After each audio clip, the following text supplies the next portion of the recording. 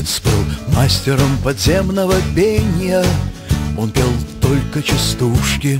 Каждый четверг он ходил в чайный дом, где его поджидали две сестры-хохотушки. Он пел, когда его одевали, он пел, когда его хоронили.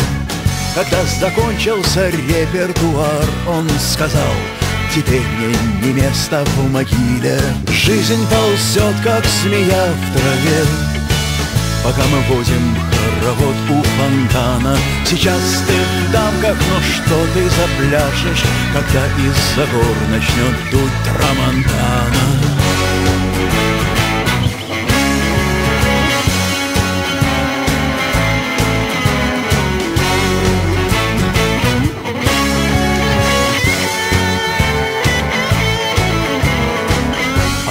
Женщина преподавала язык Атлантиды, сидя на крыше.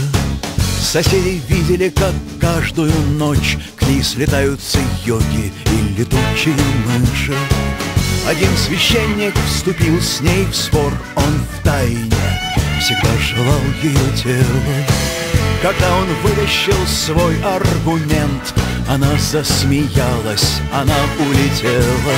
Жизнь ползет, как змея в траве, пока мы водим хоровод у фонтана. Сейчас ты в дамках, но что ты запляшешь, когда из-за гор начнет дуть трамонтана?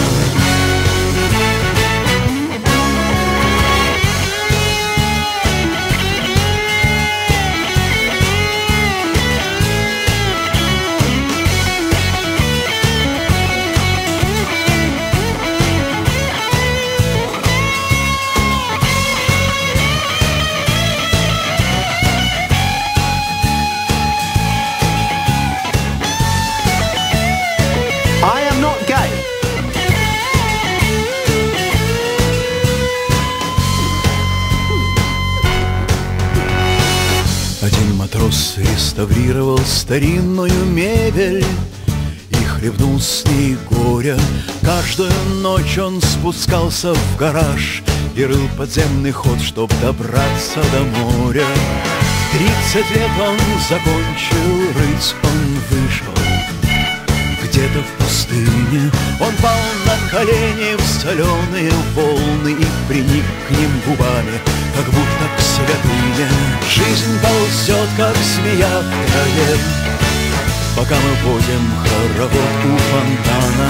Сейчас ты в дамках, но что ты запляшешь, когда из-за гор начнет дуть трамонтана?